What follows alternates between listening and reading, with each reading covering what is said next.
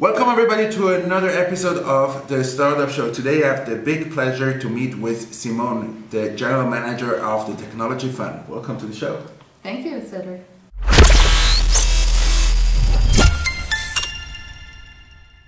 Welcome everybody back here in Zurich, recording another episode of the Startup Show today with Simone. As usual on the Startup Show, I would like to give our guest a few minutes to introduce herself, and I don't want to wait much longer, so give us a little bit of background about yourself. Thank you, Cédric. Thank you for visiting.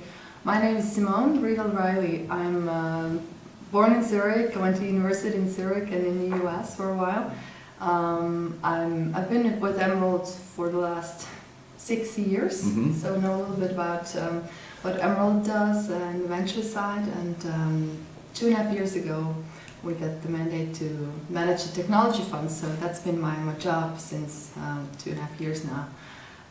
Personally, I enjoy living in Zurich. I live on Kreuzplatz, and I can basically walk or take the tram or take the bike to office, so which is very nice. Enjoy living in the city. The quality of Swiss life. Yes, I guess. I agree. It's beautiful when you are so close and the commute is very short. So tell us a little bit, we see here in the background Emerald Ventures, we introduced you to Technologiefonds. Give us a little bit of background of the different funds, what you exactly do.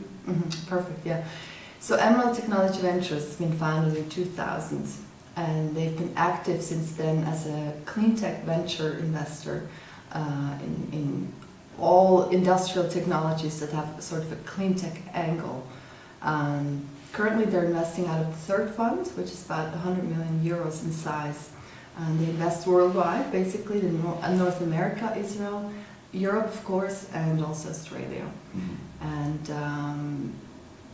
so they've been around for 17 years, but 2 years ago they got this mandate from the Swiss government to manage the Technologiefonds. So within the Emerald umbrella we have basically our own funds, which are classical, normal venture capital funds, and then we have a mandates business. We used to have other mandates earlier for the Canadian government, but now we have mandates for the Swiss government, which we're very delighted since we're basically based here in Zurich, and it's great to have a bigger, stronger connection with the Swiss landscape as well. Absolutely. So tell us a little bit, when you say like you have this mandate from the government of Technologiefonds, what does that mean, maybe in terms of numbers, in terms of startups? What kind of startups are interesting for you? So because it's basically a public funding scheme, and it's based on the CO2 law. So in the law and in the ordinance there are pretty strict criteria that have to be met in order to be eligible for such a guarantee. Our product is basically a bank guarantee, so that the startups can take the security and go to their bank, and then they get money. Without that guarantee, they probably would have a hard time having access to bank financing. So that's to be kept in mind. So our product is a guarantee so that you can get better terms at your bank, or that you can get bank financing in the first place. And because it's based in the CO2 law, we are looking for companies that have a positive impact on the environment. So we have 4 areas of eligibility. So reduction of CO2 emissions is one, efficient use of energy is one, then fostering of the renewable energies is the third, and the fourth is generally conservation of natural resources, so that also includes water or forest or land or air quality, not just the CO2 side of things. And there we could also look at deals in the recycling space or in the water treatment space, anything that would help protect the use of natural resources. Because whenever you use any natural resource, even lead or gold or platinum or whatever, it always emits CO2, of course. So if you use less materials of something, then you help the climate indirectly. Absolutely. Tell us, is there some kind of like, startups that you can say like those are like ideal startups, or like some samples you can give us of initiatives of startups that you backed in the last few years? Yeah, I think if you look at the first two companies that we supported last year, they're good examples. One is IS Safe Energy. They basically make machinery and processes for wood burning or heating plants to emit less emissions. So that would be in our first area of eligibility, the CO2 emissions reductions. And the second one we supported is Designergy. They have this module, solar, on top is a PV cell, solar PV cell, and then an insulation cell, so it's a whole roof module, all in one sort of. That would be a very good example for a third area of eligibility, the renewable resources. So. Absolutely. So what's always interesting, you know, there's always two sides in the startup world. There's the startups and the investor, and they always have challenges, both sides. Startups, obviously, it's to find the capital, and from the investor side, it's find the good startups. So when you screen these startups, what are like the most important criteria that you look for? So I give examples. Sometimes, you know, investors say, like, for me, team is the most important, or traction. So when you look in from the technology fund side, what is most important? That's a great question, because I think we're slightly different from other funds because we're based on the law. The law says that we have three big, most important criteria. One is the positive impact on the environment, which I talked about earlier. The second is you have to have good market chances.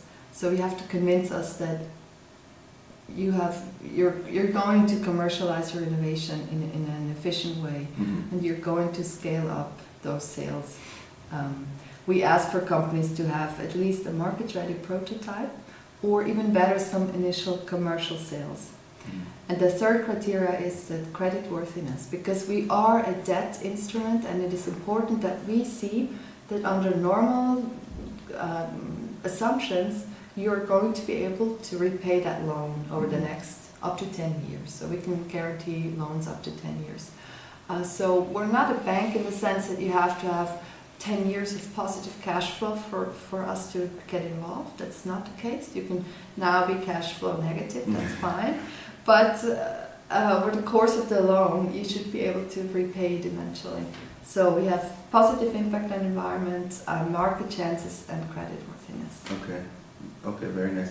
So tell me, when I go and meet with investors, it's always interesting to see like the future and where you see like the industry going. So where do you see, like, for example, let's start with CleanTech. What's the future of CleanTech? I think it's going to become stronger and stronger. It's going to touch every aspect of our life, of all of the industries. It's not really a separate industry anymore, right? It's just, even the incumbents have to do everything more efficient with less resources to comply with all the new laws that are coming out, but also to keep their cost structures under control. And we work with a lot of Swiss startups, but also a lot of Swiss SMEs, so smaller and medium-sized entities, and they are really affected by the strong euro. And they're really, I see a lot of them struggling with it and having to buy more and more or source more and more from the EU or from other countries where simply prices are cheaper than here in Switzerland, and struggling with keeping their export levels high. So I think it's becoming less of a hype and something trendy and something more that's just really is going to be in our DNA long term. And right now, the CO2 law is also discussed in Parliament. I think post 2020 it needs to be renewed, also in the bigger context of the energy strategy of the Confederation. And I think it's becoming more and more important, and we have to do something about it for so many reasons. And so it's almost not a trend anymore. It's something that's going to be in our DNA. For sure. I mean, at Switzerland is kind of, I think, better than other countries in terms of recycling. Definitely, commute, we discussed a little bit. People definitely live much closer to the working place than they live, let's say, in other areas of the world. What do you see in terms of startup funding in general? You know, there's a big hype when you look over to the Silicon Valley, you look to Tel Aviv, there's a lot of startup funding going on. How do you see from an investor point of view, the funding here in Switzerland, do you see that like a lot of startups approach you, or you see good ideas, or what does it look like from an investor point of view? We see a lot of great ideas, definitely, and I think Zurich or Switzerland in general doesn't have to hide itself. It's a great space for startups. So we see a lot of great business plans coming in, also on the side of Emerald Technology Ventures, not just the Technology Fund. And maybe something we could say is that some of the management teams are a little bit too modest, and they don't want to scale internationally right away. They really prefer sort of the organic growth. Let's do it by ourselves. Ooh, let's not even involve a bank, because then we have to do reporting. Let's not get venture capital, because then they tell us what to do.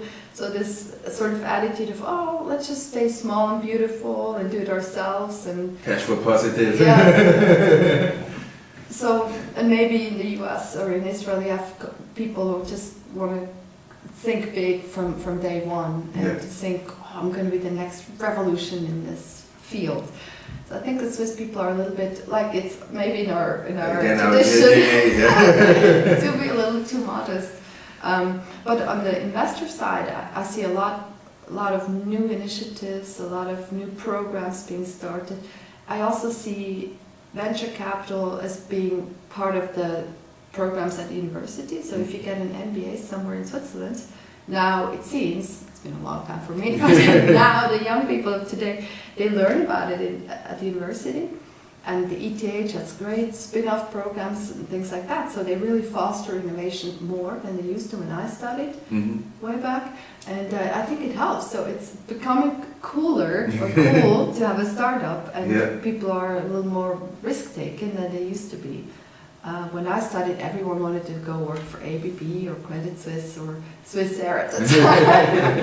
And now I think there's this new wave of startups coming to life, which I think is great, and they're increasingly supported by a lot of organizations, a lot of business angels, a lot of like online funding schemes like Investiere or other platforms that help bring together a lot of private investors as well.